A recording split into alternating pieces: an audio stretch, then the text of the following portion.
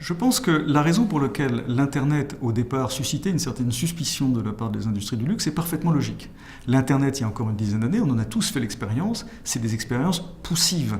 C'est fait sur des ordinateurs qui sont laids, c'est très lent, les pages mettent très longtemps à charger, les graphismes sont de mauvaise qualité. Il y a par conséquent une déconnexion entre la volonté d'excellence telle que le luxe peut la pousser et l'outil, le médium qui était proposé, qui somme toute était assez médiocre. Les choses ont considérablement changé désormais. On est désormais équipé d'objets qui sont des très beaux objets. On a désormais des débits sur Internet qui sont très élevés et par conséquent l'Internet s'est mis à niveau techniquement des messages que le luxe voulait faire passer. L'essentiel aujourd'hui est par conséquent de faire en sorte que les industries du luxe récupèrent ou exploitent l'Internet de la manière la plus efficace possible encore une fois, mettant en avant tout ce qui fonde leurs caractéristiques d'industrie culturelle et créative, c'est-à-dire en poussant au maximum sur Internet la mise en valeur de ses atouts. Ça va passer par une capacité à travailler des pages produits extrêmement léchées, par des photographies qui sont de très bonne qualité, par une pédagogie et une navigation extrêmement simple et intuitive à l'intérieur de nos sites, par des pages qui chargent rapidement. On oublie trop souvent ce point-là, mais 57% des visiteurs de sites aux États-Unis quittent les sites si les pages mettent plus de 3 secondes à charger, par une adaptation culturelle, c'est-à-dire qu'aujourd'hui on ne parle pas tout à fait de la même manière à un visiteur de site en Chine, la taille des typologies n'est pas tout à fait la même non plus, et donc par une capacité à s'adresser à tous les publics dans le monde entier de la manière la plus qualitative possible. Par rapport à d'autres secteurs, les clients de luxe vont davantage s'informer sur Internet avant d'aller acheter en boutique. Cette dimension-là est par conséquent fondamentale à prendre en compte. La deuxième dimension, qui va être à l'œuvre dans le domaine du luxe et qui n'existe pas ou qui existe moins dans un contexte qu'on appellera un contexte de mass market, va consister à faire en sorte que la question de la distribution sélective ou la question de la protection des droits de propriété intellectuelle soit assurée également sur Internet, ce qui passe notamment par la lutte contre les contrefacteurs.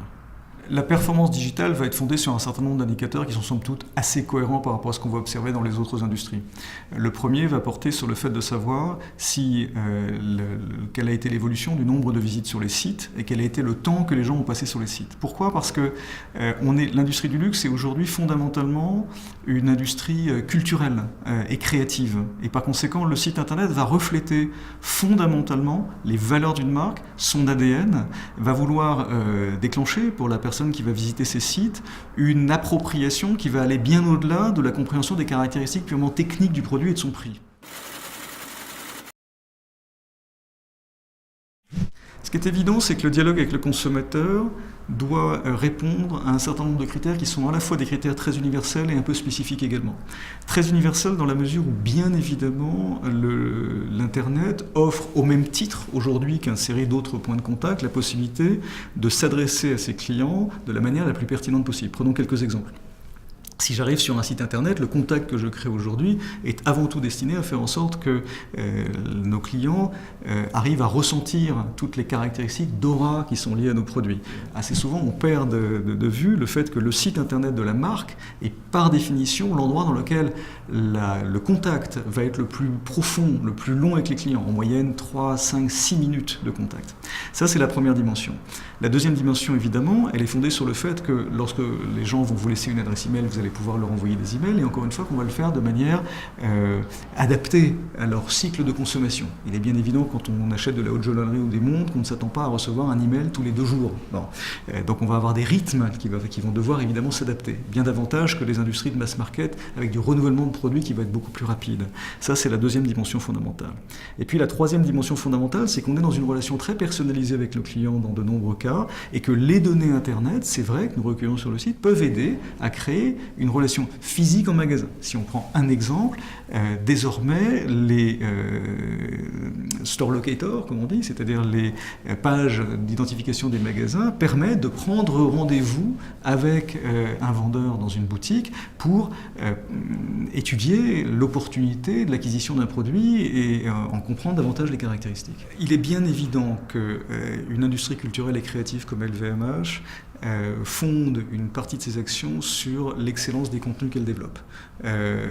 Désormais, l'Internet permet l'expression de ces contenus de manière beaucoup plus poussée qu'elle ne le faisait il y a quelques années. Donc, si on prend quelques exemples, on a désormais, avec des films qui sont presque des films de qualité, qui sont des films de qualité de cinéma tels que Chalimard de Guerlain qui est sorti récemment, ou les films de Dior, une possibilité d'exprimer l'essence de la marque de manière longue avec un engagement de l'utilisateur profond. Il est bien évident que l'adéquation entre la technologie et la volonté que nous avons de mettre en valeur notre qualité et notre créativité, rendre le contact entre les industries culturelles, entre les industries du luxe et l'Internet extrêmement compatible.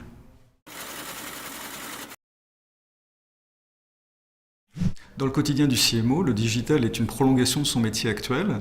L'important pour le CMO, c'est tout simplement de tenir compte d'un certain nombre de points de contact digitaux pour les clients finaux dans le mix qu'il a déployé sur sa stratégie marketing.